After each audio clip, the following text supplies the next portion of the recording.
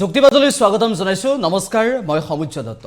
এটা স্পৰ্শকাতৰ বিষয়ক লৈ আজিৰ যুক্তিবাদ অসমীয়া ভাষা নিশেষ হ'ব নেকি অসমীয়া জাতি বিপদাপন্ন হৈ পৰিছে আৰু সেই সময়ছোৱাত এটা গুৰুত্বপূৰ্ণ বিষয়ক লৈ আজি আমি আলোচনা কৰিব বিচাৰিছো যুক্তিবাদত হেহতিয়াভাৱে এপিএসসিত অসম লোকসেৱা আয়োগৰ পৰীক্ষাত অসমীয়াৰ বাধ্যতামূলক কাকত প্ৰত্যাহাৰ কৰাৰ পিছত কেবিনেটে এই সিদ্ধান্ত গ্ৰহণ কৰাৰ পিছত ৰাজ্যজুৰি প্ৰতিক্ৰিয়াৰ সৃষ্টি হৈছে ৰাজনৈতিক দলসমূহে প্ৰতিক্ৰিয়া প্ৰকাশ কৰিছে আৰু একেটা সময়তে সচেতন অসমীয়াই জাঙুৰ খাই উঠিবলগীয়া এক অৱস্থাৰো সৃষ্টি হৈছে আমি আলোচনা কৰিবৰ বাবে ষ্টুডিঅলৈ আমন্ত্ৰণ জনাই আনিছো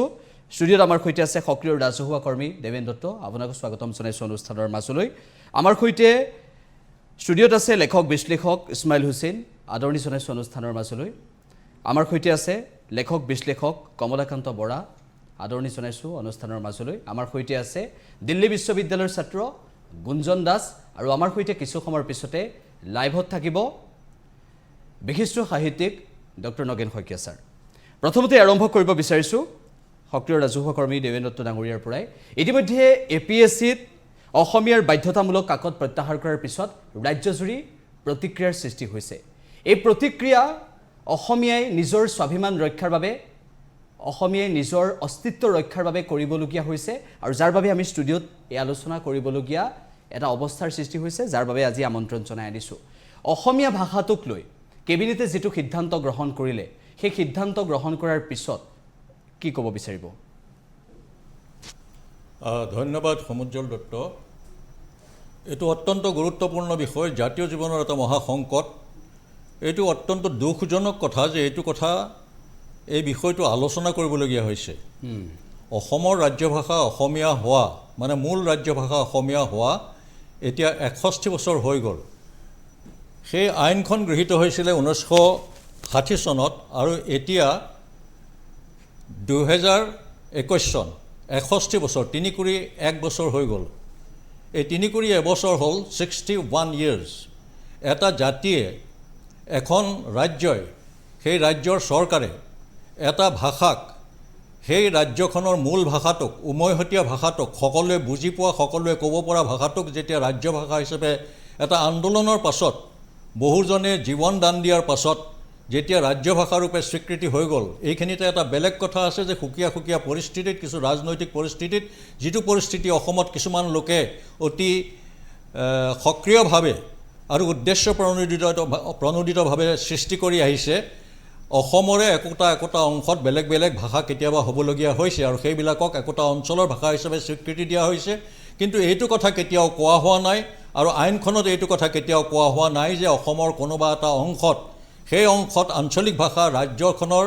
কোনো জিলা বা অঞ্চলত যিয়েই অন্য ভাষা নহওক লাগিলে তাত অসমীয়া ভাষা নচলিব বা অসম চৰকাৰৰ দিছপুৰ হওক ৰাজধানী বা শ্বিলং হওক যেতিয়া সেই আইনখন গৃহীত হৈছিল তেতিয়া ৰাজধানী আছিল শ্বিলঙৰ পৰা ৰাজ্যিক পৰ্যায়ত কোনো এখন জাননী কোনো এখন চিঠিপত্ৰ কোনো চৰকাৰী নথিপত্ৰ অসমীয়া ভাষা যেটো মূল ৰাজ্য ভাষা তালৈ যাব নোৱাৰিব স্বৰ্গদেউসকলৰ দিনত কোচ ৰজাসকলৰ দিনত ভূঞাসকলৰ দিনত কছাৰীসকলৰ দিনত আন নেলাগে বৰ্তমান যি মেঘালয় হ'ল সেই মেঘালয়ৰ খাচী চিএমসকললৈ আৰু জয়ন্তীয়া যি পাহাৰ আছে সেই জয়ন্তা ৰজাসকললৈ আহোম ৰজাই কোচ ৰজাই সকলোৱে যিটো ভাষা উমৈহতীয়া ভাষাৰে আদান প্ৰদান কৰিছিল ভাৱৰ আদান প্ৰদান আৰু সামৰিক বিষয়ত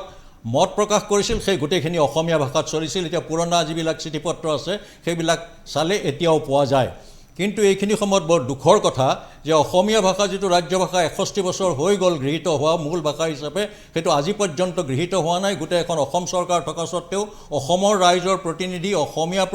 অসমীয়া মানুহক মন্ত্ৰী মুখ্যমন্ত্ৰী চৰকাৰ পাতি দিয়াৰ পাছতো আজি যে এইটো হৈ উঠা নাই সেইটো কেৱল চৰকাৰখনৰ বেলেগ বেলেগ ৰাজ্যৰ বেলেগ বেলেগ দলৰ চৰকাৰে বা বেলেগ বেলেগ দলৰ নেতৃত্বাধীন মৰ্চা চৰকাৰে গঠন কৰা চৰকাৰ যিয়েই নহওক লাগিলে সকলোবিলাক চৰকাৰ সামগ্ৰিকভাৱে বিফল হৈছে আৰু অসমৰ যেটো সামগ্ৰিক জাতিসত্তা সামগ্ৰিকভাৱে অসমীয়া জাতিটো ইয়াত বিফল হৈছে ইয়াৰ কাৰণে এই কথাবিলাক অকল এই ভাষা আইনখনৰ লগকে সুকীয়াকৈ অন্য কেইটামান কথা বিচ্ছিন্ন কৰি চালে নহ'ব ইয়াত কেইটামান অতি গুৰুত্বপূৰ্ণ কথা জড়িত আছে যোৱা কিছুদিনৰ ভিতৰত যিকেইটা ঘটনাৱলী হৈছে অলপতে সেই এতিয়া 1.5 বছৰমানৰ আগে অসম উচ্চতৰ মাধ্যমিক শিক্ষা সংসদে এটা সিদ্ধান্ত লৈছিল যে অসমত উচ্চতৰ মাধ্যমিক পৰ্যায়ত এই যিটো বিকল্প ইংৰাজী বুলি যিটো বিষয় আছে উচ্চতৰ মাধ্যমিক শিক্ষা সংসদত, সেই বিকল্প ইংৰাজী বিষয়টো থাকিব নালাগে, সেইটো উঠাই দিব লাগে। আৰু সকলো ল'ৰা ছোৱালীয়ে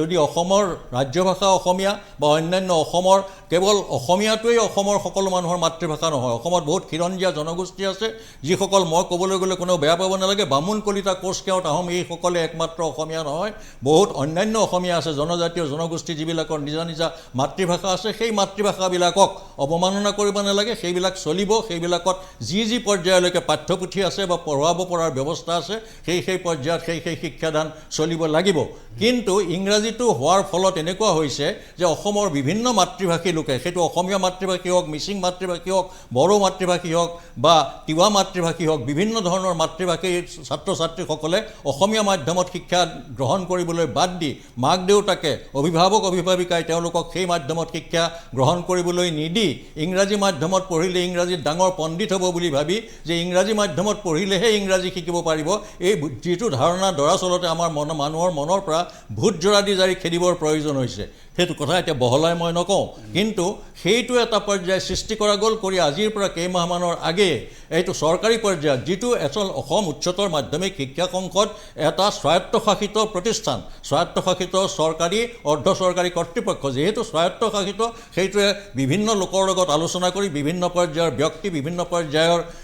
সংগঠন এইবিলাকৰ লগত আলোচনা কৰি সেই সিদ্ধান্তটো লৈছিল। কিন্তু সেই চৰকাৰৰ সেই সিদ্ধান্তটোক সম্পূৰ্ণৰূপে অৱমাননা কৰি তাৰ ওপৰত ইংৰাজী যিটোক অভাৰ ৰাইড বুলি কোৱা হয়, তাক একেবাৰে একাষৰীয়া কৰি তাৰ ওপৰেদি গৈ চৰকাৰৰ যি বিভাগ আছে, মাধ্যমিক শিক্ষাৰ বিভাগ আছে, মাধ্যমিক শিক্ষাৰ সঞ্চালকে এটা নিৰ্দেশ দিলে যে সেই নিৰ্দেশটো একেবাৰে যে অসম উচ্চতৰ মাধ্যমিক শিক্ষা সংসদে গ্ৰহণ কৰা সেই সিদ্ধান্তটো বাতিল কৰি এনেকুৱা কৰিলে যে সেইটো এতিয়াও এই ইংৰাজী বিকল্প ইংৰাজী যিটোক অল্টাৰনেটিভ ইংলিছ বুলি কোৱা হয়, সেই অল্টাৰনেটিভ ইংলিছটো চলি থাকিব। এই কথাটো আমি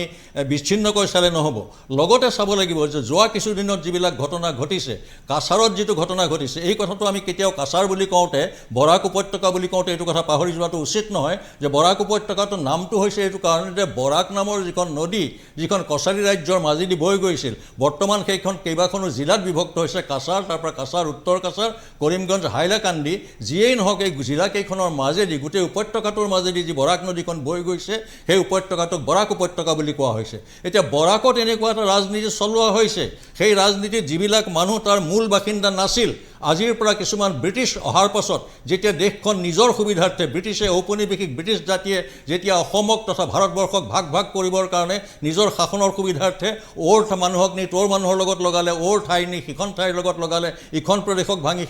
ইখন ৰাজ্যক ভাঙি সিখন ৰাজ্যৰ লগত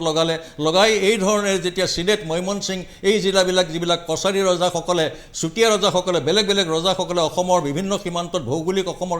বৰ্তমান সীমান্তত য'ত সুৰক্ষিত কৰি ৰাখিছিল, সেইবিলাক ভাঙি সম্পূৰ্ণ একাকাৰ কৰি সেই চিলেট, মৈমনসিঙৰ পৰা মানুহবিলাক কাছাৰেদি, কাছাৰ মানে কছাৰী ৰাজ্য যিখন মহাৰাজ ইৰাকদাও ওৰফে গোবিন্দ চন্দ্ৰৰ হাতৰ পৰা ইংৰাজে 1833 চনত কাঢ়ি লৈছিলে, কাঢ়ি লৈ এটা শাসনৰ অন্তৰ্ভুক্ত কৰিছিল নিজৰ সুবিধাৰ্থে। আন নালাগে বেংগল প্ৰেচিডেঞ্চি বুলি যিটো কোৱা হয় তাৰ ভিতৰত ভৰোৱা হৈছিলে। সেই বেংগল প্ৰেচিডেঞ্চিৰ অংশ কৰি লৈ সেই কছাৰী ৰাজ্যৰ ইৰাকদাওৰ মহাৰাজ ইৰাকদাও ওৰফে গোবিন্দ চন্দ্ৰৰ যিবিলাক প্ৰজা আছিল, সেই প্ৰজাবিলাক কছাৰী প্ৰজা আছিল। আৰু সেইকাৰণে ইংৰাজে তাত বানানটো কেৰে নিলিখি চিৰে লিখিলেও সেইটো কাছাৰেই আছিলে। কাছাৰ মানে কছাৰী ৰাজ্য। আজি মই প্ৰশ্ন কৰিব খোজোঁ যে সেই কছাৰীৰ মানুহবিলাক ক'লৈ গ'ল? যিবিলাক কছাৰী মানুহে যি ভাষাত তেতিয়া কথা কৈছিলে, মহাৰাজ ইৰাকদাওৰ প্ৰজাসকলে আৰু তেওঁলোকৰ বংশধৰসকলে আজি সেই কছাৰী ভাষাত কথা কিয় ক'ব নোৱাৰে বা কোৱাৰ কোনো অধিকাৰ তেওঁলোকৰ নাই? যিটো কথা ত্ৰিপুৰাত ঘটিছে, ত্ৰিপুৰাৰ ৰজাজনে কলিকতাত গৈ আশ্ৰয় লৈ থাকিব লগা হৈছে। আৰু ত্ৰিপুৰাৰ যিসকল ত্ৰিপুৰী লোক তেওঁলোকে আগৰতলা বিশ্ববিদ্যালয়ত তেওঁলোকৰ যিটো মাতৃভাষা ককবৰক, সেই ককবৰক ত্ৰিপুৰী ভাষাত কথা পাতিবলৈ তেওঁলোকে ভয় কৰে। এই কথাটো এনেকুৱা ধৰণৰ হৈছে যিটো কথা মহাৰাজ নৰনাৰায়ণৰ ৰাজ্য কোচবিহাৰত হৈছিলে, যিটো ৰাজ্য কোচবিহাৰ আৰু দিনাজপুৰ, শিলিগুৰি, আলিপুৰদুৱাৰ, জলপাইগুৰি এইবিলাক যিবিলাক সম্পূৰ্ণৰূপে আজি যদি আমি সেই অসমৰ ফালৰ পৰা চাওঁ তেতিয়াহ'লে সেইটোৰে অংগ হৈ থাকিলেহেঁতেন। সেইখন গোটেইখন গৈ পেলাই যি হ'ল কাছাৰত যিটো হ'ল, আজি যিবিলাকে উদ্ৰাষ্ট্ৰ বুলি প্ৰদীপ দত্ত ৰয় বুলি যিজন আগতে এখন বংগীয় ছাত্ৰ সন্মিলনৰ সভাপতি আছিল, তেওঁ মূল কাৰ্যকৰ্তা আছিল, তাৰ পাছত কংগ্ৰেছ দলত যোগ দিছিল। আৰু ইয়াৰ পাছত আজিৰ তাৰিখত থাকক বা নাথাকক সেইটো এটা সুকীয়া কথা, কিন্তু তেওঁ এটা সময়ত কংগ্ৰেছ দলৰ এক প্ৰকাৰৰ কৰ্মকৰ্তা আছিল। এতিয়া তেওঁ যিবিলাক কথা কৈছে যোৱা কিছুদিনত যিটো কথা কৈছে যে অসমত অসমীয়া ভাষা থাকে মানে অসমত কাছাৰ মানে অৰ্থাৎ বৰাক উপত্যকাত যিখন কছাৰী ৰাজ্য আছিলে কছাৰীসকলৰ কথাটো বাদেই তাত থকা মণিপুৰী আৰু কিছুমান খিলঞ্জীয়া মুছলমান অন্যান্য মানুহ আছে সেইবিলাকৰ কথাটো বাদেই মুঠৰ ওপৰত গোটেই সমগ্ৰ কাছাৰৰ পৰা কোনো প্ৰকাৰে আৰু অন্যান্য ঠাইতো এটা বাংলা ভাষাৰ বাহিৰে অন্য ভাষা থাকিব নোৱাৰিব বৰ মন কৰিবলগীয়া কথা যে তেওঁৰ দাবীটো আছিলে সেইটো অতি উদ্ভট দাবী সেই দাবীটো মানি লোৱাটো প্ৰশ্নই নুঠে কিন্তু মানি লৈছে চৰকাৰে কিন্তু তেওঁৰ দাবীটোৰ ভিতৰত আছিলে যে ৪৮ ঘণ্টাৰ ভিতৰত উঠাই নিব লাগিব অসম চৰকাৰ ইমানেই ইমানেই ভীতু ইমানেই ভয়াতুৰ যে ৪৮ ঘণ্টা বাদ আজি ২৪ ঘণ্টাৰ আগতে তাত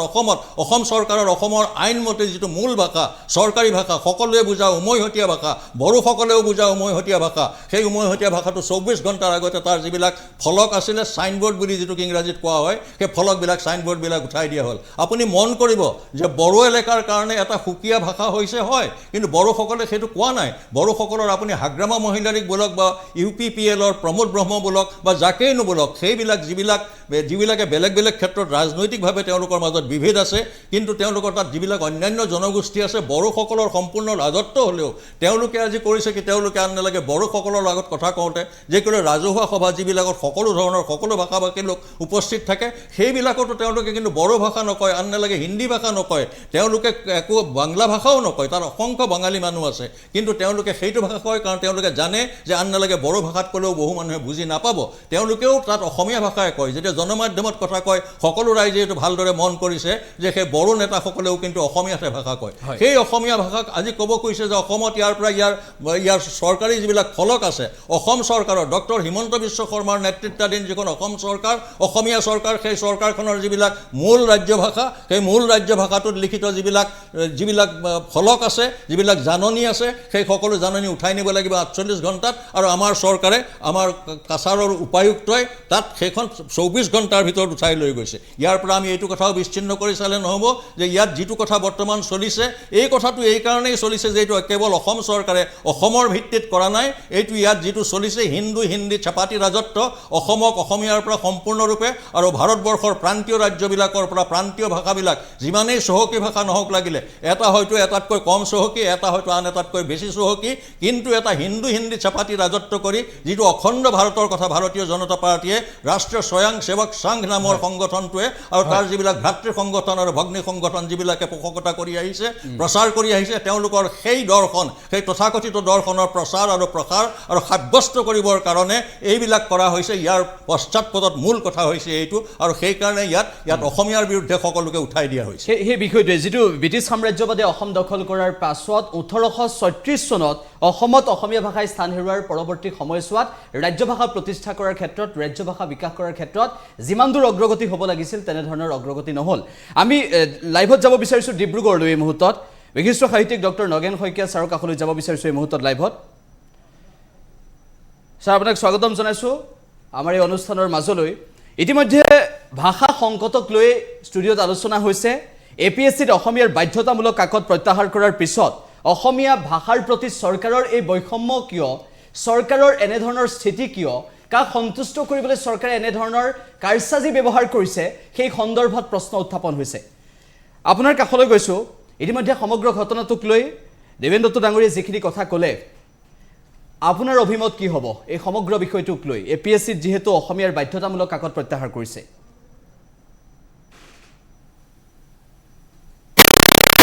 জাতিৰ পৰিচয় হ'ল মনত ৰাখিব লাগিব ধৰ্ম নহয় ভাষা সংস্কৃতি ধৰ্ম দল সলোৱা দি সলাব পাৰি ভাষা সলাব নোৱাৰে মাতৃভাষা সেই মাতৃভাষাক হত্যা কৰাটো পৰশুৰামে মাতৃহত্যা কৰাৰ তুল্য মই ভাবোঁ যে এতিয়াও যদি অসমীয়া মানুহে অসমৰ মানুহে এই কথাটো নীৰৱে থাকি সহ্য কৰে হিতাধিকাৰী হৈ থকাৰ লোভত যদি এইটো সম্পূৰ্ণৰূপে তাক নিজৰ মনৰ পৰা আঁতৰাই দিয়ে তেনে গোটেই জাতিটো লাহে লাহে সি অতল সাগৰত পৰিব জাতি হৈ নাথাকে কালি বৰাকত সম্পূৰ্ণ অসমীয়া ছাইনবোৰ্ড সকলোবিলাক নাম ফলকবোৰ উঠাই দিব লাগে বুলি নতুন দাবী কৰিছে সেই আগৰ গৰাকী মানুহে। এই সাহসটো কেনেকৈ পাইছে? মইতো সেইকাৰণে কৈছোঁ যে যিখনে বাৰে বাৰে আমাক অশান্তি দি থাকে আঁতৰাই দিব লাগে। ঠিক তাৰ পিছতে এতিয়া এইটো আহিছে, এইটো আৰু মাৰাত্মক। এইটো যেন এটা দানৱক মাতি অনা হৈছে। সামগ্ৰিকভাৱে সৰ্বভাৰতীয় সকলো লোকৰ কাৰণে মুকলি কৰি দি অসমীয়া ভাষাত APSCৰ পৰীক্ষা দিব নোৱাৰা কৰি যোগ্য অসমীয়া ল'ৰাকো ইয়াৰ পৰা বঞ্চিত কৰাৰ যিটো কৌশল আৰু দিল্লীক সন্তুষ্ট কৰাৰ যিটো পৰিকল্পনা, মই ভাবোঁ যে এইটো যদি পৰিত্যাগ নকৰে তেন্তে জাতি নৰয়। সেইকাৰণে মই বৰ দুখিত এষাৰ কথা ক'বলৈ পাই যে আমাৰ এটা চৰকাৰে অসমীয়া মানুহ এটাই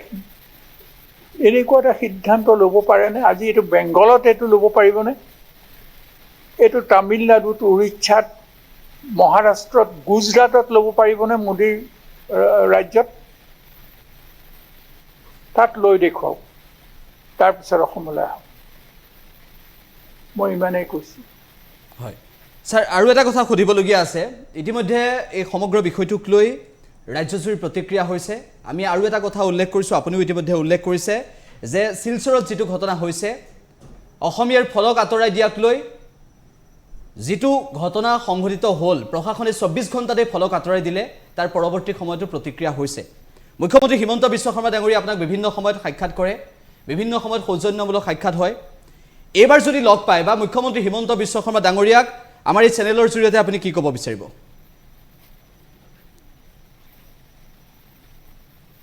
হেল্ল'। হয় হেল্ল'।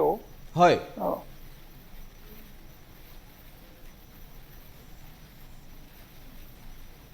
মইতো আজিৰ কাগজতো মই লিখিছোঁ, মই নিজে আহ্বান কৰিছোঁ যে এইটো পুনৰ তাক বিবেচনা কৰক। মই যেতিয়া ডক্টৰ হিমন্ত শৰ্মা ইয়ালৈ আহিছিলে, সেই সময়তো মই তেওঁক পোনপটীয়াকৈ কৈছোঁ যে মই এজন অসমীয়া হৈ ভাৰতীয়। অসমেই মোৰ ধ্যান, অসমেই জ্ঞান, অসমেই প্ৰাণ। অসমত ভৰি নোথোৱাকৈ মই ভাৰতবৰ্ষত থ'ব নোৱাৰোঁ। সেইকাৰণে অসমৰ স্বাৰ্থ মোৰ প্ৰাথমিক আৰু প্ৰধান স্বাৰ্থ। মই আশা কৰোঁ তেওঁ সেইষাৰ কথা মনত ৰাখিছে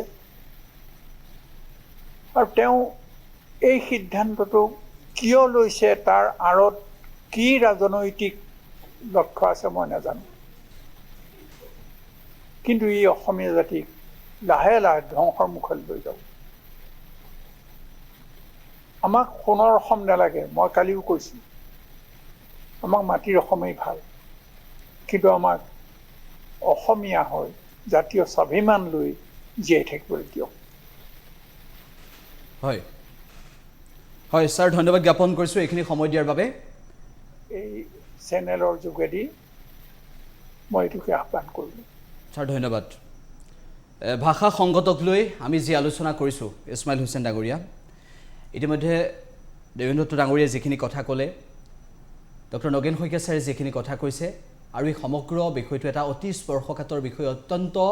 ভয়ংকৰ অসমৰ বাবে, অসমীয়া ভাষাৰ বাবে, অসমীয়া জাতিৰ বাবে অত্যন্ত এটা ভয়ংকৰ বিষয়। কি ক'ব? অসমৰ জাতীয় জীৱনৰ দুগৰাকী অভিভাৱক ডক্টৰ নগেন শইকীয়া ছাৰ আৰু দত্ত ছাৰে যিখিনি কথা ক'লে, তাৰপিছত আমাৰ ক'ব লগা একো নাথাকে। বৰ লজ্জিত, আমি অসমীয়া হিচাপে লজ্জিত। যি সময়ত গুজৰাট, মহাৰাষ্ট্ৰ, কেৰেলাত মাতৃভাষাত লোকসেৱা আয়োগেই হওক বা তেওঁলোকৰ যি ৰাজ্যিক চিভিল ছাৰ্ভিচক সেইবোৰত পৰীক্ষা দিব পাৰে বাধ্যতামূলক, সেই সময়ত অসমত অসমীয়া ভাষা তুলি দিয়া হৈছে। এইটো বৰ লজ্জাৰ কথা। কাৰণ বিজেপি দল চৰকাৰত আহিছিলে কিছুমান শ্লোগান লৈ।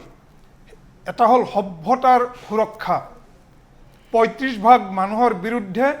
সভ্যতাৰ যুঁজৰ কথা কৈ আহিছিলে। আজি সেই সভ্যতাৰ যুঁজ ক'ত গ'ল? বিগত দুদিনে মই দুটা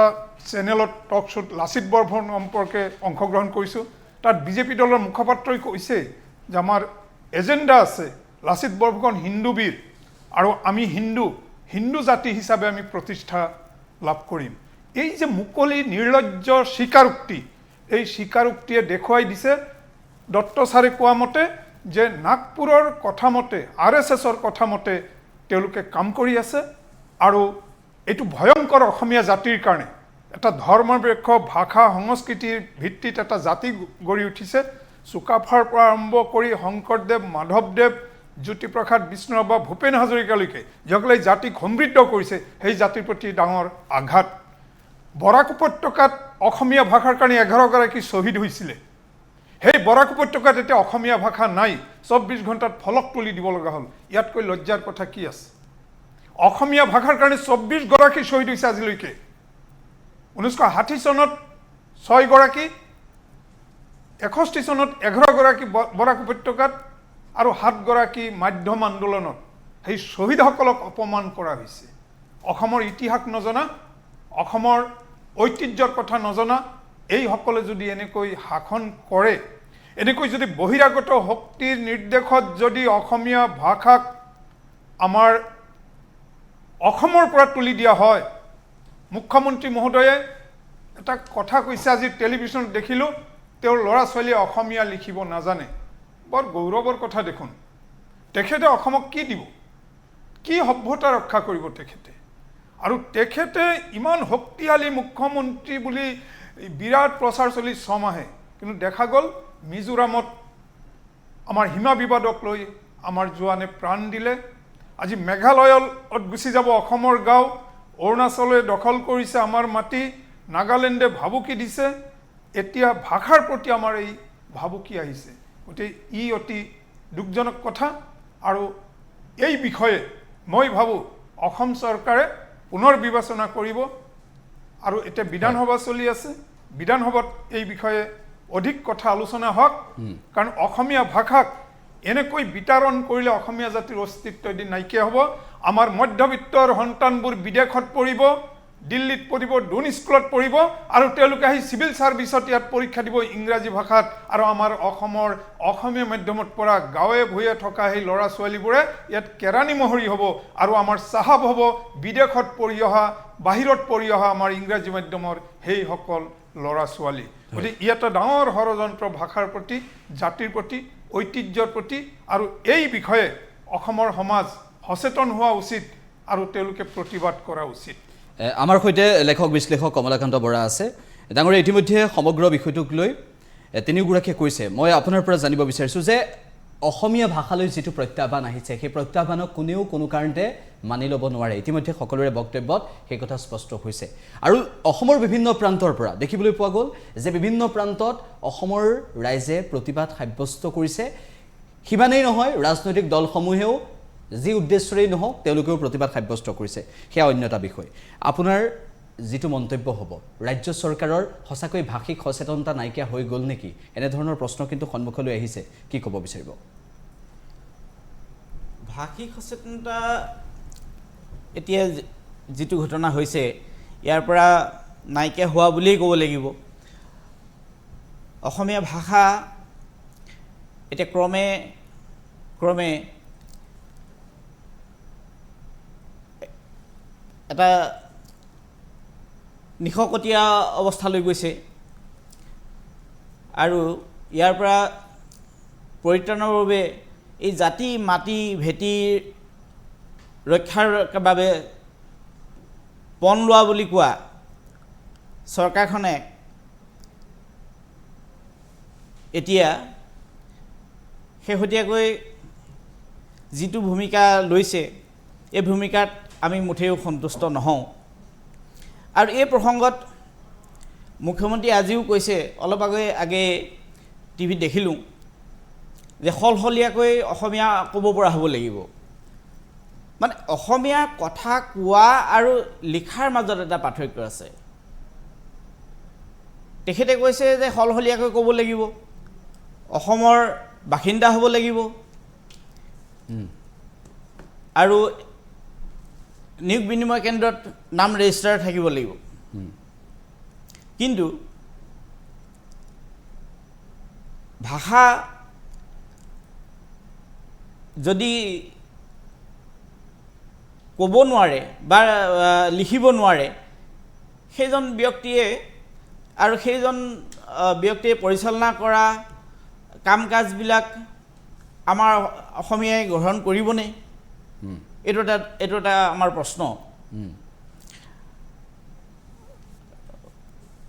গতিকে আৰু এটা কথা এই যে কালি বৰাকত যিটো ঘটনা হৈছে যে বেনাৰ আঁতৰাই পঠোৱা কথাটো এই বেনাৰ আঁতৰাই দিয়া প্ৰসংগত মইতো প্ৰদীপ দত্তলৈ চেলুটে জনাব খোজোঁ কাৰণ তেখেতসকলৰ যিটো জাতি প্ৰেম তেখেতসকলৰ জাতীয়তাবাদৰ বিষয়ে আমাৰ অসমীয়াই শিকিবলগীয়া আছে তেওঁলোকে দাবী কৰিলে 24 ঘণ্টাৰ ভিতৰত এই ফলক আঁতৰাব লাগিব চৰকাৰে আঁতৰাই দিলে কিন্তু আমি এটা সিদ্ধান্ত ল'লে বা আমি এটা কিবা এটা দাবী কৰিলে সেইটো কিন্তু এনেকৈ নহয় কোনোবাই হয়তো এটা সময়ত প্ৰাণাহুতি দিব লাগে আন্দোলনত অংশগ্ৰহণ কৰি জেল ভাত খাব লাগিব তাৰপিছতহে এটা সিদ্ধান্ত লৈ আহে গতিকে মই ভাবোঁ এইটো এটা গৰিহণাযোগ্য কথা হৈছে আৰু চৰকাৰে এই বিষয়ত পুনৰ বিবেচনা কৰি হয় এই সিদ্ধান্ত প্ৰত্যাহাৰ কৰিব লাগে হয় আমাৰ সৈতে দিল্লী বিশ্ববিদ্যালয়ৰ ছাত্ৰ গুঞ্জন দাস আছে গুঞ্জন দাসৰ পৰাও জানিম কিয়নো ছাত্ৰসকলৰ মনত কেনেধৰণৰ ভাৱৰ উদ্গীৰণ ঘটিছে কেনেধৰণৰ প্ৰশ্ন উদয় হৈছে সেই সন্দৰ্ভতো আমি কথা পাতিব লাগিব কিয়নো APSCত অসমীয়াৰ বাধ্যতামূলক কাকত প্ৰত্যাহাৰ কৰাৰ পিছত অসম লোকসেৱা আয়োগত অসমীয়াৰ বাধ্যতামূলক কাকত প্ৰত্যাহাৰ কৰাৰ পিছত সকলোৱে কৈছে ভাষা সংকট হৈছে ভাষা সংকট আহিছে গুঞ্জন দাসৰ পৰা জানিব বিচাৰিছোঁ গুঞ্জন দাসৰ মনত কি প্ৰশ্নৰ উদয় হৈছে এই মুহূৰ্তত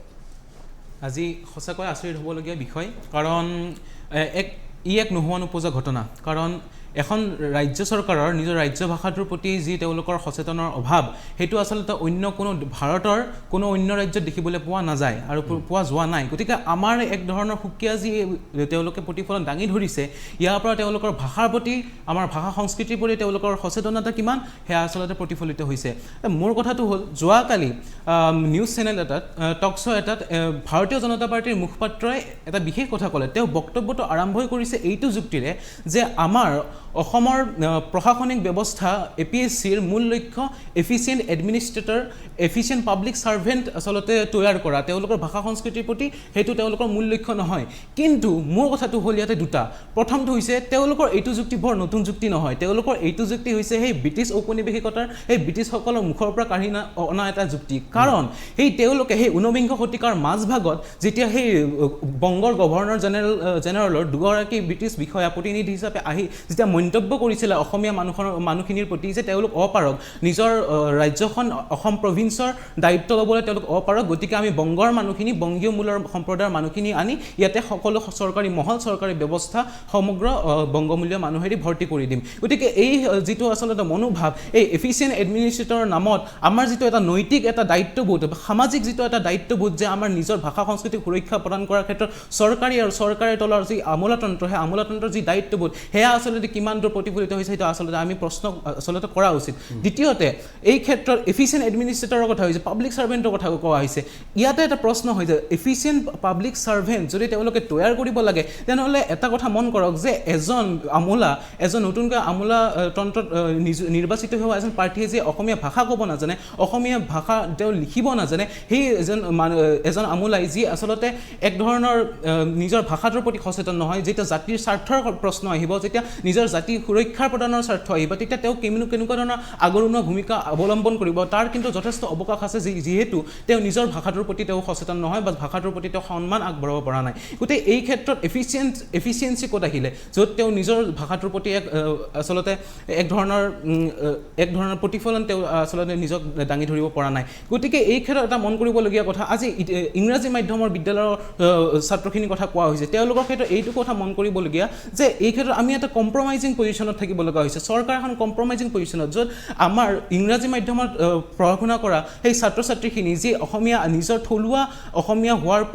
নিজৰ অসমীয়া মাতৃভূমিত এই জন্ম লোৱাৰ পিছতো তেওঁ অসমীয়া ভাষা ক'ব নাজানে অসমীয়া ভাষা লিখিব নাজানে সেই অপাৰদৰ্শিতা তেওঁ আমি আচলতে চৰকাৰখনে গ্ৰহণ কৰি ল'বলগীয়া অৱস্থা সৃষ্টি হৈছে আৰু গ্ৰহণ কৰিতো লৈছে আৰু লগতে সেই ক্ষেত্ৰত আমি কম্প্ৰমাইজ কৰিবলগীয়া হৈছে এইটো কিয় কৰিবলগীয়া হৈছে এই তেওঁলোকৰ নৈতিক দায়বদ্ধতা নাই নেকি সামাজিক দায়বদ্ধতা নাই নেকি আৰু এই সামাজিক দায়বদ্ধতা তেওঁলোকে যদি ৰক্ষা কৰিব পৰা নাই তেনেহ'লে অসমৰ মানুহখিনিৰ ওপৰত অসমীয়া যি থলুৱা জাতীয় জনগোষ্ঠী যিখিনি ভাষাৰ সকলো লোক আছে সেই লোকসকলৰ ওপৰত আচলতে তেওঁ শাসন কৰিব পৰা নৈতিক অধিকাৰো তেওঁলোকৰ নাই গতিকে এই ক্ষেত্ৰত আমি আচলতে কথা মন কৰিবলগীয়া আজি ইংৰাজী মাধ্যমৰ বিদ্যালয় হোৱা হেতুকেই যে আমি সকলোৱে আচলতে কম্প্ৰমাইজিং ষ্টেণ্ড এটা পজিশ্যন আমি ল'ব লাগিব তাৰ কোনো আচলতে ধৰাবন্ধা নিয়ম নাই গতিকে এই ক্ষেত্ৰত আমি কোনোপধ্যে এৰি দিব নলগা এটা বিষয় হয় এইটো যে আমি অসমীয়া ভাষা সংস্কৃতিৰ প্ৰতি যদি আমি ৰক্ষা আৰু দায়বদ্ধতা আমি অৱলম্বন কৰিব লাগে অসমীয়া মানুহখিনিক যদি আমি প্ৰতিনিধিত্ব কৰিব লাগে অকল চৰকাৰী পক্ষই নহয় আমোলাতন্ত্ৰই যদি প্ৰতিনিধিত্ব কৰিব লাগে তেনেহ'লে এই আমোলাতন্ত্ৰ প্ৰতিনিধিত্ব কৰিব হ'লে আমি অসমৰ মানুহৰ জাতীয় স্বাৰ্থৰ প্ৰতি উমান আমি জানিব লাগিব জাতীয় স্বাৰ্থ কি তেওঁলোকৰ অসমীয়া জাতীয় মানুহখিনিৰ তেওঁলোকৰ মন কি আৱেগ কি এইখিনি কথা যদি আমি জানিব নাজানো তেনেহ'লে আমি একাংশ অসমীয়াৰ হাতত অসমীয়া ভাষা বিতৰণ হৈছে এই অসমীয়া ভাষা বিতৰণৰ যি প্ৰক্ৰিয়া আৰম্ভ হৈছে এই প্ৰক্ৰিয়াটোক কাক সন্তুষ্ট কৰিবলৈ কৰিছে সেয়া তেওঁলোকৰ কথা কিন্তু অসমীয়াই কোনো কাৰণতে অসমীয়া ভাষা বিতৰণ কৰিবলৈ লোৱা কাৰ্য মানি কোনো কাৰণতে কাহানিও কেতিয়াও কোনেও ল'ব নোৱাৰে যুক্তিবাদত আমি আলোচনা কৰিছোঁ APSCত অসমীয়াৰ বাধ্যতামূলক কাকত প্ৰত্যাহাৰ কৰাৰ পিছত ৰাজ্যজুৰি যি প্ৰতিক্ৰিয়াৰ সৃষ্টি হৈছে ইয়াৰ লগতে অসমীয়া ভাষাৰ প্ৰতি যি অশনি সংকেত আহিছে সেই সন্দৰ্ভত আমি আলোচনা কৰিছোঁ সক্ৰিয় ৰাজহুৱা কৰ্মী দেৱেন দত্ত ডাঙৰীয়াৰ কাষলৈ মই পুনৰবাৰ গৈছোঁ ইতিমধ্যে এটা কথা সন্মুখলৈ আহিছে এটা কথা সকলোৱে ভাবিবলৈ বাধ্য হৈছে যে শেহতীয়াভাৱে ৰাজ্য ভাষা প্ৰতিষ্ঠা হোৱাৰ ৬০টা বছৰ অতিক্ৰম হোৱাৰ পিছত ৬১টা বছৰ ইতিমধ্যে হৈছে ৬১টা বছৰ হোৱাৰ পিছত এই ৰাজ্য ভাষা প্ৰতিষ্ঠা কৰাৰ ক্ষেত্ৰত যিসমূহ ব্যৱস্থা গ্ৰহণ কৰিব লাগিছিল সেই ব্যৱস্থা গ্ৰহণ কৰাত যে ব্যৰ্থ হৈছে সেয়া ইতিমধ্যে প্ৰমাণ হৈ পৰিছে আৰু এটা কথা ক'ব বিচাৰিছোঁ যে অসমত ৰাজ্য ভাষা প্ৰতিষ্ঠা হোৱাৰ ৬০ বছৰ পাছত যেতিয়া ৰাজ্য চৰকাৰে নিৰ্দেশাৱলীয়ে হওক বা চৰকাৰী বিভিন্ন জাননীয়েই হওক বা তাৰ লগতে আমি উল্লেখ কৰিব লাগিব আৰু এটা কথা জনসংযোগৰ কেইটামান বিজ্ঞাপন তেওঁলোকে অসমীয়া ভাষাত প্ৰচাৰ কৰে কিন্তু বাকী চৰকাৰী নিৰ্দেশনাই হওক বা অন্যান্য সমূহ তেওঁলোকে কোনো কাৰণতে অসমীয়া ভাষাত নকৰে গতিকে তাৰ পৰাই অসমীয়া ভাষাটো গেলিবলৈ এক প্ৰকাৰ আৰম্ভ কৰিছে আৰু তেওঁলোকে সাৰপানী যোগাইছে সেই ৰাজ্য ভাষা প্ৰতিষ্ঠা কৰাৰ ক্ষেত্ৰত যিসকলে অনবদ্য ভূমিকা আগবঢ়াইছিল 1960 চনত সেই ৰাজ্য ভাষা আইন হোৱাৰ পিছত আজি ৬১টা বছৰ হ'ল আৰু ৬১টা বছৰৰ পিছতো অসমীয়া ভাষাটো ৰক্ষা কৰিবৰ বাবে আমি ষ্টুডিঅ'ত আকৌ আজি বহিবলগীয়া হৈছে আলোচনা কৰিবলগীয়া হৈছে ভাষাটোক ৰক্ষা কৰক এনেধৰণৰ এটা বিষয় গতিকে অত্যন্ত লজ্জাৰ কথা এটা কি ক'ব দত্ত কথাটো এনেকুৱা মই আপুনি যেতিয়া কথাটো প্ৰশ্নটো প্ৰথমে আৰম্ভ কৰিছিল তেতিয়া মই কৈছিলোঁ যে সেই মূল বিষয় যিটো লৈ পেলাই আলোচনা হৈছে যে অসম লোক সেৱা আয়োগৰ পৰা অসমীয়া ভাষাটো বাধ্যতামূলক বিষয় হিচাপে তাৰ পৰা আঁতৰ কৰি দিয়া হৈছে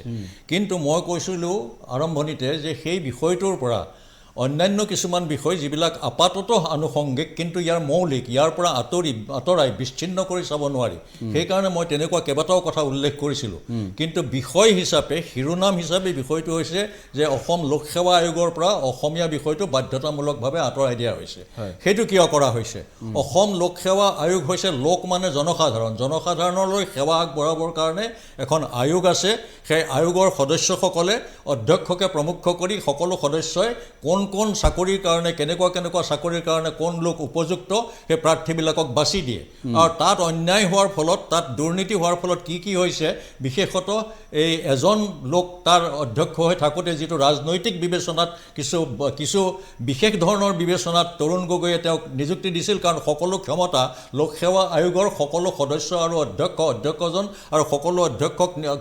সদস্যক নিযুক্তি দিয়াৰ সকলো প্ৰকাৰৰ ক্ষমতা মুখ্যমন্ত্ৰীগৰাকীৰ হাতত একেবাৰে কেন্দ্ৰীভূত কেন্দ্ৰীভূত আছিল গতিকে তেখেতে কি কাৰণে ৰাকেশ পালক দিছিলে সেই কথাটো জনাজাত আছিল কিন্তু ৰাকেশ পালে তেনেকুৱা নিজে পোনপটীয়াকৈ যিটো সাম্প্ৰদায়িক বুলি ক'ব পাৰি তেনেকুৱা ধৰণৰ নিযুক্তি দিয়া নাছিলে কিন্তু এনেকুৱা নিযুক্তি কৰিছিলে তেখেতে এনেকুৱা নিযুক্তি দিছিল যিটোৰ ফলত অযোগ্য মানুহ কিছুমানক নিযুক্তি দি যিবিলাক ধাৰাসাৰভাৱে এতিয়া অৱধাৰিতভাৱে এটাৰ পাছত এটাকৈ এচামৰ পাছত আন এচামকৈ নাম ওলাই গৈ আছে যিটোৰ কাৰণে অসমৰ যিটো গাঁথনিৰ চৰকাৰী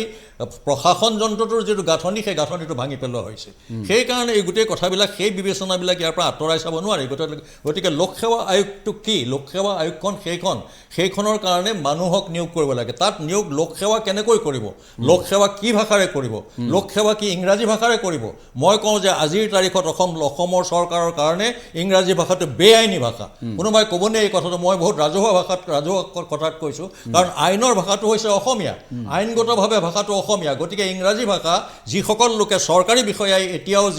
যিসকলে ব্যৱহাৰ কৰি আছে ইংৰাজী তেওঁলোকে এটা বেআইনী ভাষা ব্যৱহাৰ কৰি আছে আৰু ৰাজ্যখনৰ চৰকাৰখনৰ বিৰুদ্ধে কাম কৰাৰ সূত্ৰে তেওঁলোকে এখন অংগৰাজ্যৰ ভাৰত ৰাষ্ট্ৰৰ এখন অংগৰাজ্যৰ বিৰুদ্ধে চৰকাৰৰ বিৰুদ্ধে কাম কৰা স্বৰূপে তেওঁলোকে চৰকাৰদ্ৰোহী কাম আৰু ৰাষ্ট্ৰদ্ৰোহী কাম কৰিছে মই এই পৰ্যন্ত মই ৰাজহুৱা সভাটো কৈছোঁ কি কাৰণে ইংৰাজী এতিয়াও ব্যৱহাৰ কৰি থকা হৈছে ইংৰাজী কি আমাৰ সকলো মানুহে বুজি পায় কি কাৰণে ইংৰাজী মাধ্যমৰ বিদ্যালয়বিলাক বঢ়াই লৈ গৈছে মুখ্যমন্ত্ৰীয়ে কৈছে ইংৰাজী মাধ্যমৰ বিদ্যালয় হিন্দী মাধ্যমৰ বিদ্যালয়ত পঢ়া অসমীয়া ল'ৰা ছোৱালীবিলাক অসমীয়া নহয় নেকি তেওঁলোকে নাপাব নেকি গোটেই প্ৰশ্নটো তাতেই কেন্দ্ৰীভূত হৈ আছে মূল প্ৰশ্নটো হৈছে কি ইংৰাজী মাধ্যমেই হওক বা হিন্দী মাধ্যমেই হওক কিন্তু মই মুঠেও পোষকতা নকৰোঁ তাত য'ত অনিবাৰ্য পৰিস্থিতি হয় তাত অসমীয়া ল'ৰা ছোৱালীয়ে কিছুমান আমাৰ থলুৱা ল'ৰা ছোৱালীয়ে তেনেকুৱা মাধ্যমত পঢ়িব পাৰে কিন্তু অসমীয়া য'ত ইমান এটা চহকী ভাষা ইমান এটা পুৰণি ভাষা ইয়াৰ গদ্য সকলোতকৈ পুৰণি বাংলা ভাষাতকৈ পুৰণি এনেকুৱা এটা ভাষাত এনেকুৱা থকা স্বত্তেও ইয়াত অসমীয়া মাধ্যমত নপঢ়ি ইংৰাজী মাধ্যমৰ প্ৰসাৰ কি কাৰণে চৰকাৰৰ মানুহবিলাকে ৰাজনৈতিক মানুহবিলাকে প্ৰশাসনীয় মানুহবিলাকে আৰক্ষীৰ মানুহবিলাকে আৰু বিভিন্ন প্ৰকাৰৰ বিভাগীয় বিষয়াসকলে কি কাৰণে সেইবিলাক বিদ্যালয়ৰ পৃষ্ঠপোষকতা কৰিছে যিবিলাক শৈক্ষিক প্ৰতিষ্ঠান আছে যিবিলাক বিশ্ববিদ্যালয় আছে যিবিলাক প্ৰকাণ্ড মহাবিদ্যালয় আছে সেইবিলাকৰ শিক্ষকসকলে কি কাৰণে নিজৰ ল'ৰা ছোৱালীক তাত পঢ়ুৱাইছে কিয় অসমীয়া ভাষাত নপঢ়ুৱায় অসমীয়া ভাষা কি কাৰণে মাধ্যম হিচাপেতো বাদেই দিয়ক কি ভাষা হিচাপে বিষয় হিচাপে সেইটো কি অদৰকাৰী বিষয় হৈ পৰিছে সেইকাৰণে আজি এনেকুৱা এটা অৱস্থা হৈছে যে যদি আপুনি চৰকাৰখনক তৰুণ গগৈৰ চৰকাৰেও কৈছিলে যে আমি চৰকাৰখনক ৰাইজৰ ওচৰ চপাই নিব খোজোঁ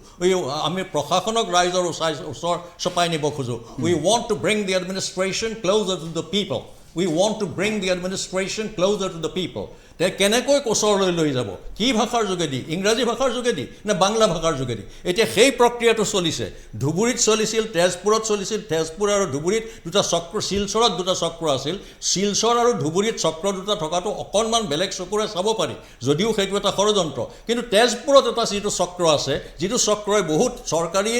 কাকত পত্ৰ নথি চিঠি জাননী এইবিলাক অসমৰ বিভিন্ন ঠাইলৈ বিশেষকৈ ব্ৰহ্মপুত্ৰ উপত্যকাৰ বহু ঠাইলৈ বাংলা ভাষাত পঠিয়ায় অলপতে আজি 7-8 দিনৰ আগতে ধুবুৰীলৈ এখন পুস্তিকা কিবা এখন সভাৰ পুস্তিকাখন বাংলাত গৈছিল তৰুণ গগৈয়েও নিজে বাংলা ভাষাত ধুবুৰীত বক্তৃতা দিছিল ধুবুৰীৰ বহুত মানুহে আপত্তি কৰিছিল এইটো কথা নহয় যে ধুবুৰীৰ ভাষাটো বাংলা ধুবুৰীৰ মুছলমান বা হিন্দু মানুহবিলাকে বাংলা ভাষা অসমীয়া ভাষা বুজি নাপায় তেওঁলোকে কয় কিন্তু তেওঁলোকক বাধ্য কৰোৱা হৈছে ৰাজনৈতিক স্বাৰ্থত আৰু আজিৰ তাৰিখত চৰকাৰে মুখ্যমন্ত্ৰীয়ে ক'বলৈ ধৰিছে যে পশ্চাদপদটো সলনি হৈ গৈছে পশ্চাদপদ কিহৰ সলনি হৈ গৈছে এটা সময়ত পশ্চাদপদ আছিল কি যে দেশী আৰু বিদেশী অসমীয়া আৰু অনা অসমীয়া অসমীয়া আৰু ভাৰতীয় বা অভাৰতীয় অনা অসমীয়া তাৰ বাংলাদেশী অসম বনাম বাংলাদেশ এতিয়া কথাটো হৈ গৈছে হিন্দু বনাম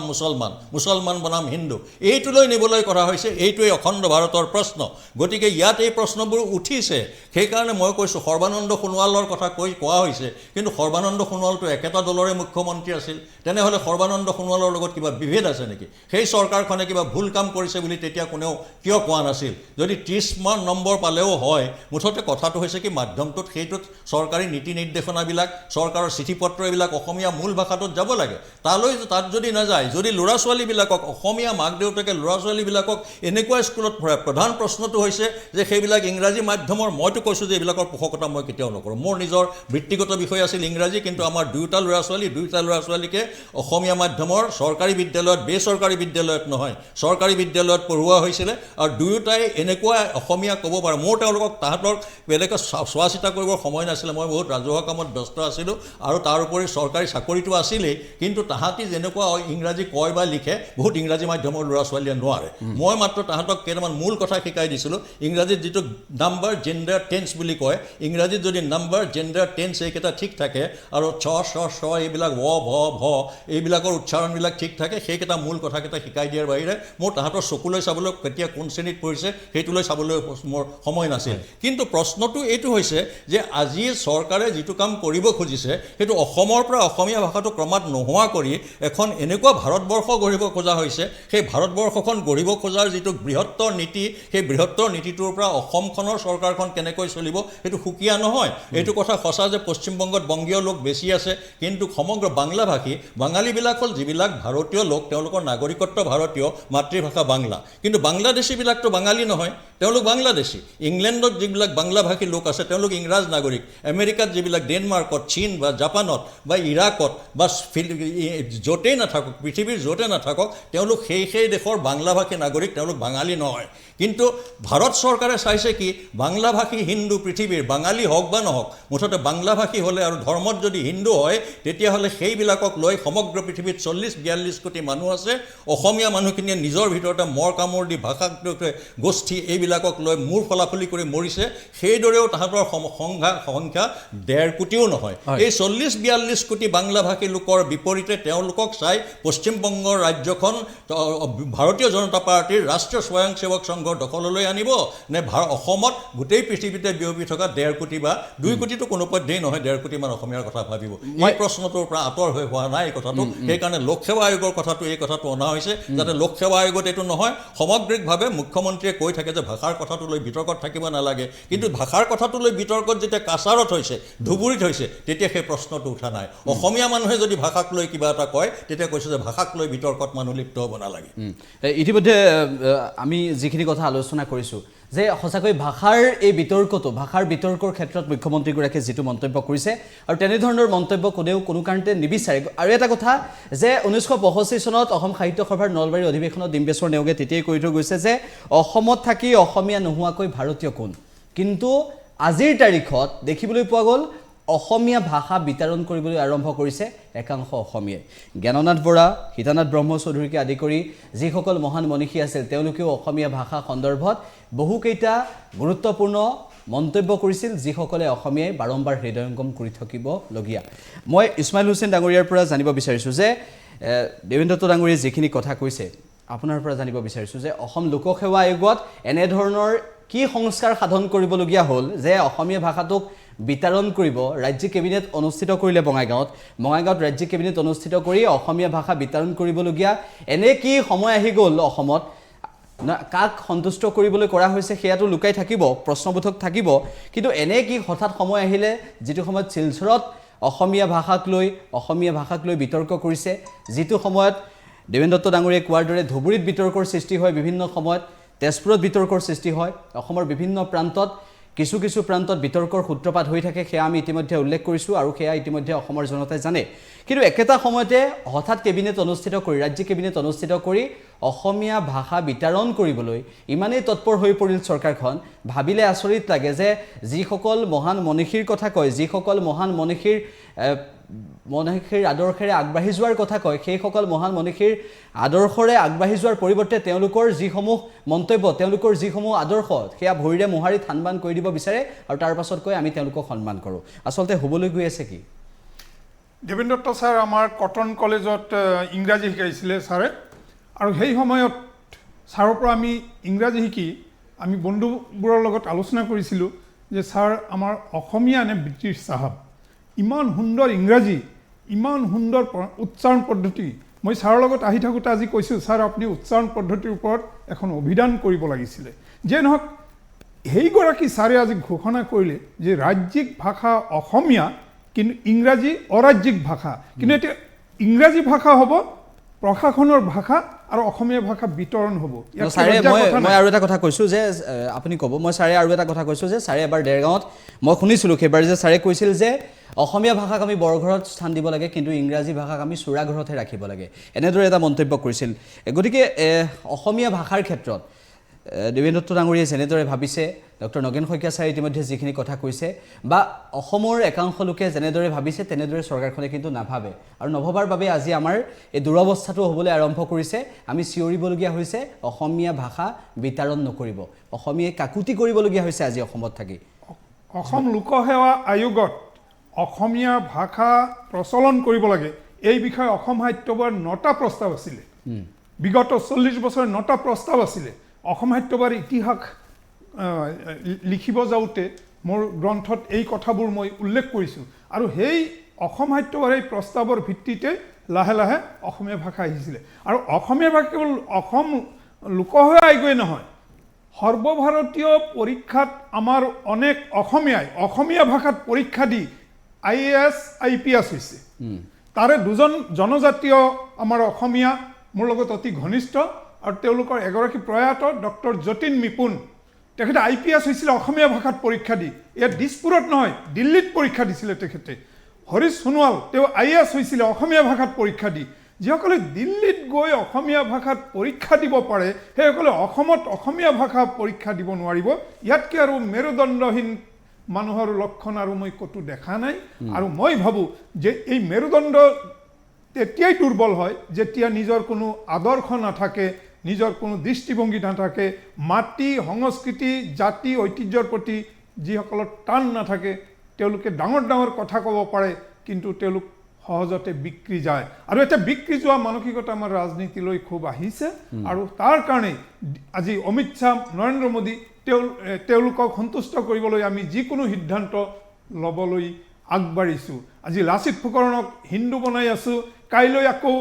সূৰ্য কুমাৰ ভূঞাৰ ইতিহাস নাইকিয়া কৰিম, হেৰম্ব বৰপূজাৰীকো ধৰিম, নতুন ইতিহাস ৰচনা কৰিম। অসমীয়া ভাষা বোলে কোনোবা শ্যামাপ্ৰসাদ মুখাৰ্জীৰ বোলে অৱদান আছে, এতিয়া বেজবৰুৱাৰ অৱদান আমি নাইকিয়া কৰিম, এনেকুৱা। আজি দীনদয়াল উপাধ্যায় ইয়াত চৰ্চা হয়, কিন্তু আমাৰ শংকৰদেৱ বাহিৰত কিমান চৰ্চা হয়, আজি আমাৰ বেজবৰুৱা বাহিৰত কিমান চৰ্চা হয়। সেই বেজবৰুৱাৰ ভাষা, শংকৰদেৱৰ ভাষা এতিয়া নাইকিয়া কৰিব। ইয়াতকৈ আৰু লজ্জাৰ কথা, ইয়াতকৈ দুখজনক কথা আৰু একো থাকিব নোৱাৰে। আমাৰ ভাষাটো কেৱল নামঘৰত থাকিব আৰু বিহুতলিত থাকিব। কিন্তু আজি দক্ষ বিষয়াৰ কথা কোৱা হৈছে যে দক্ষ বিষয়া কি ইংৰাজী ভাষাত পৰীক্ষা দিলে দক্ষ বিষয়া হয় নেকি? ঐতিহ্যৰ প্ৰতি যদি চেতনা নাথাকে, ঐতিহ্য সম্পৰ্কে যদি নাজানে, ভাতৰ নিচিনা কেৱল কথা ক'ব জানিলেই সেইসকল দক্ষ বিষয়া হ'ব পাৰে নেকি? মই ভাবোঁ অসমীয়া মাধ্যমত পঢ়া, অসমীয়া ভাষাত পৰীক্ষা দিয়া সকলো বিষয়া, IPS IAS ACS APS বিষয়াসকলক অপমান কৰা হৈছে তেনেকুৱা কথা কৈ। কাৰণ আমাৰ ইয়াত অনেক দক্ষ বিষয়া আছে, আমাৰ ইয়াৰ অনেক বিষয়া গৈ দিল্লীত শিক্ষা দিছে, অনেক IAS IPSক শিক্ষা দিছে। আজি তেওঁলোকে অনেক নাম কৰিছে। আজি গৌৰাংগলাল দাসৰ নিচিনা এগৰাকী বৰপেটাৰ সন্তান কিমান বিশ্বজুৰি তেওঁ এটা সুনাম অৰ্জন কৰিছে। আজি আমাৰ অনেক বিষয়া দিল্লীত গৈ জইণ্ট ছেক্ৰেটাৰী পৰ্যন্ত হৈছে, তেওঁলোক কিন্তু অসমীয়া মাধ্যমত পঢ়ি গৈছে। গতিকে মই ভাবোঁ যে এইবোৰ কথা আমাক কৈ লাভ নাই। আমাৰ জাতি, ভাষা, ঐতিহ্য, সংস্কৃতি ৰক্ষা কৰিবলৈ যি ব্যৱস্থা কৰিব লাগে সেই ব্যৱস্থা গ্ৰহণ কৰিব লাগে। সেই প্ৰস্তাৱ আমি বিধানসভাত উত্থাপন কৰিব লাগে, বিৰোধী পক্ষই উত্থাপন কৰিব লাগে, আৰু শাসক পক্ষৰ বিধায়কসকলেও এই কথা চিন্তা কৰিব লাগে। তেতিয়া মই ভাবোঁ যে এনেকুৱা প্ৰস্তাৱ প্ৰত্যাহাৰ হ'ব। আৰু বৰাক উপত্যকা সম্পৰ্কে যিটো কোৱা হৈছে, মই 2 বছৰ আছিলোঁ তাত। মই বৰাক উপত্যকাৰ অসমীয়াৰ ইতিহাস নামৰ কিতাপ এখন লিখিছোঁ। তাত মই সেই দুৰৱস্থা দেখিছোঁ। তাৰে বিদ্যালয়সমূহত বাংলা, অসমীয়া মাধ্যমৰ বিদ্যালয়ত বাংলা ফলক, আৰু মই নিজে সেই গাঁৱৰ অসমীয়া গাঁৱৰ ৰাইজক লগত লৈ সেই বাংলা ফলক মই আঁতৰাই দিছিলোঁ, ইনস্পেক্টৰক কৈ আঁতৰাই দিছিলোঁ। কথা কোনো বাঙালীয়েতো বাধা দিয়া নাছিলে। তাৰে বাঙালীক এনেই আমি দোষাৰোপ কৰোঁ কিছুমান বাঙালী, কোনোবা প্ৰদীপ দত্তৰে চিঞৰ বাখৰ কৰিব, তাৰ কাৰণে বৰাক উপত্যকাৰ সকলো বাঙালী দায়ী নহয়। কাৰণ বৰাক উপত্যকাৰ অনেক বাঙালী আছে যিসকলে অসমীয়া ভাষাৰ পক্ষে মাত মাতিছে। তেওঁলোকৰ কথা আমি বাংলা ভাষাত পঢ়িম, বাংলা বিদ্যালয় আমি খুলিম, কিন্তু অসমীয়াসকলেও ইয়াত অসমীয়া বিদ্যালয় খুলিব পাৰে, অসমীয়া ভাষাত পঢ়িব পাৰে, ফলক লগাব পাৰে, এইটো তেওঁলোকৰ অধিকাৰ। আৰু মই শিলচৰ যি বিহু সন্মিলন, সেই বিহু সন্মিলনত মই জড়িত আছিলোঁ 2 বছৰ। তাত প্ৰত্যেকবাৰেই শ্ৰেষ্ঠ বিহুৱতী এগৰাকী আমাৰ চুতীয়া গাঁৱৰ কোনোবা যদি এগৰাকী হয় সংগীতা চুতীয়া, তেনেহ'লে তাত কোনোবা পাল এগৰাকী গাভৰুৱে শ্ৰেষ্ঠ বিহুৱতী হয়। এই সমন্বয় কিন্তু শিলচৰত এতিয়াও আছে, কিন্তু আমাৰ ইয়াত এনেকুৱা এটা পৰিৱেশ সৃষ্টি হৈছে যে কোনোবা প্ৰদীপ দত্ত ৰয়ে চিঞৰ বাখৰ কৰিব আৰু তেওঁ যেন বৰাক উপত্যকাত প্ৰতিনিধিত্ব কৰিছে আৰু আমি বাঙালী সম্পৰ্কে আমি নেতিবাচক মন্তব্য কৰোঁ মই ভাবোঁ বৰাক উপত্যকাৰ যিসকল চিন্তাশীল বাঙালী আছে যিসকলে অসমৰ জাতীয় জীৱন বা অসমৰ মাটি লগত সম্পৰ্কিত অসমীয়া ভাষা সংস্কৃতিক শ্ৰদ্ধা কৰে তেওঁলোকৰ লগত বহিব লাগে ৰাজনৈতিক পৃষ্ঠপোষকতাত তেওঁলোকৰ লগত বহিব লাগে প্ৰয়োজন হ'লে আৰু তেওঁলোকে আজি বাংলা ভাষা আজি ৰবীন্দ্ৰ ভৱন যদি আমাৰ গুৱাহাটীত আছে ৰবীন্দ্ৰনাথৰ প্ৰতিমূৰ্তি বুটা ব্ৰহ্মপুত্ৰ উপত্যকাত 1000ৰ ওপৰত আছে অসমীয়া গাঁৱতে কমে 50টা মান আছে কিন্তু আজি শিলচৰত বেজবৰুৱাৰ প্ৰতিমূৰ্তি কিয় নাই শিলচৰত আমাৰ ভাষা শ্বহীদৰ স্মৰণ কিয় নহয় হাইলাকান্দিত 11 অসমীয়া ভাষাৰ শ্বহীদ হৈছিলে তেওঁলোকৰ স্মৰণ কিয় নহয় এই বাঙালীয়ে বাধা দিয়া নাই বাধা কিন্তু আমি দিছো আমাৰ হীনমন্যতা আৰু আমাৰ অদূৰদৰ্শিতাৰ কাৰণে এইবোৰ হৈছে মই বৰাক উপত্যকাত থাকি আহিছো কাৰণে মই কওঁ যে বৰাক উপত্যকাৰ বাঙালীসকলক দুখ দি লাভ নাই এজন দুজনক আমি দোষাৰোপ কৰিব পাৰোঁ কিন্তু সামগ্ৰিকভাৱে আমি এই ভূমিৰ সন্তান হিচাপে সকলো ধৰ্ম ভাষা বৰ্ণৰ মানুহক লৈ আমি বৃহত্তৰ অসমীয়া জাতি আমি গঢ়ি তুলিব লাগিব কাৰোবাৰ ভাষা বাংলা হ'ব পাৰে কাৰোবাৰ হিন্দী হ'ব পাৰে তেওঁলোকে ঘৰত ক'ব তেওঁলোকে বিদ্যালয়ত ক'ব কিন্তু অসমীয়া ভাষা হ'ব লাগিব সকলোৰে উমৈহতীয়া ভাষা উমৈহতীয়া মাধ্যম এই ভাৱনা আমি কি দিব নোৱাৰো অনেক বঙালী সাহিত্যিক আছে যিসকলে অসমীয়া ভাষাত চৰ্চা কৰে আজি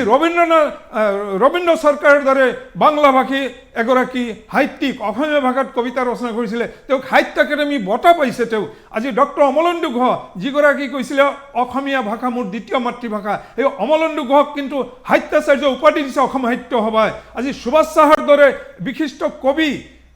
তেওঁ প্ৰয়াণ হৈছে তেওঁ অধ্যাপক আছিলে তেওঁ অসমীয়া ভাষাত সাহিত্য চৰ্চা কৰিছে আজি পাৰ্থসাৰথী দত্ত ডিগবৈ আমাতকৈ কনিষ্ঠ আজি তেওঁ অসমীয়া ভাষাত তেওঁ 4খন কবিতাৰ কিতাপ ওলাইছে আজি তেনেকৈ গাঁৱে ভূঞে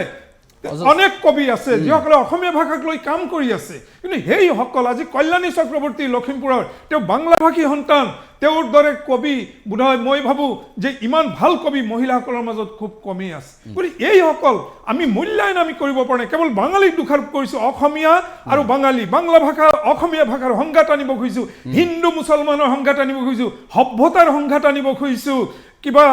আমাৰ জাতি মাটি ভেটি ৰক্ষাৰ কথা কৈছোঁ ব্ৰহ্মপুত্ৰ বৰাক সমন্বয়ৰ কথা কৈছোঁ কিন্তু ভাষাৰ দ্বন্দ্ব কিন্তু আমি লগাইয়ে আছোঁ কমলাকান্ত বৰা ইতিমধ্যে এই হীনতাৰ পৰা আমি আঁতৰি আহিব লাগে কমলাকান্ত বৰা ইতিমধ্যে ইছমাইল হুছেইন আগৰে যিখিনি কথা ক'লে সেই কি ক'ব বিচাৰিব না এডেও দুডেও লুটানি আছে এতিয়া এইদৰেই ভাষা দুৰ্বল হৈ যাব অসমৰ পৰা অসমীয়া ভাষাৰ ত্ৰিপুৰীৰ দৰে অৱস্থা হ'ব ত্ৰিপুৰীসকলৰ ভাষা আজি যি অৱস্থা এই অৱস্থা আমাৰো হোৱাৰ আশংকা আমি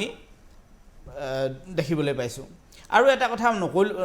নকৈও নোৱাৰোঁ সৰ্বানন্দ সোণোৱাল চৰকাৰৰ দিনত যিবিলাক সিদ্ধান্ত গ্ৰহণ কৰা হৈছিল কেৱল ভাষা প্ৰসংগতেই নহয় অন্যান্য বিভিন্ন প্ৰসংগত এই সিদ্ধান্তবিলাক কিন্তু এটা এটাকৈ এইখন চৰকাৰে সন্তৰ্পণে নাকচ কৰি গৈ আছে প্ৰত্যাহাৰ কৰি গৈ আছে এইটো এটা খুবেই লক্ষ্য কৰিবলগীয়া বিষয় বুলি মই ভাবোঁ আৰু ভাষাটো এতিয়া ৰক্ষা কৰিবলৈ হ'লে অসমৰ সকলো জাতি মানে জনগোষ্ঠীয় সমাজ সকলো লগ লাগিব এটা প্ৰতিবাদৰ জোৱাৰ তুলিব লাগিব তেতিয়াহে কিন্তু হ'ব নহ'লে এইখন চৰকাৰে যি মন যায় তাকে কৰিব কাৰণ এতিয়া বিৰোধী দল দুৰ্বল এই বিৰোধী দলে কথা কোৱাৰ সুযোগ পালেও এটা সিদ্ধান্তত উপনীত কৰাব পৰাকৈ তেওঁলোকৰ শক্তি সামৰ্থ্য নাই গতিকে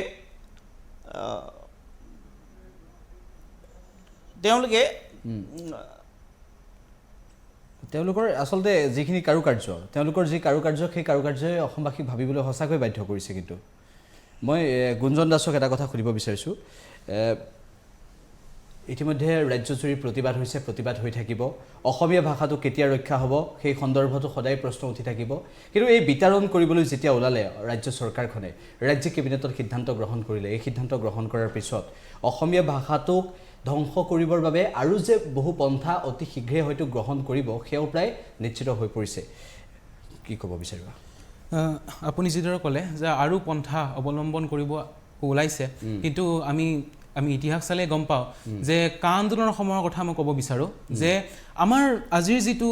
ছাৰে কোৱাৰ দৰে যে আমাৰ অসমৰ জাতীয় জীৱনৰ দুগৰাকী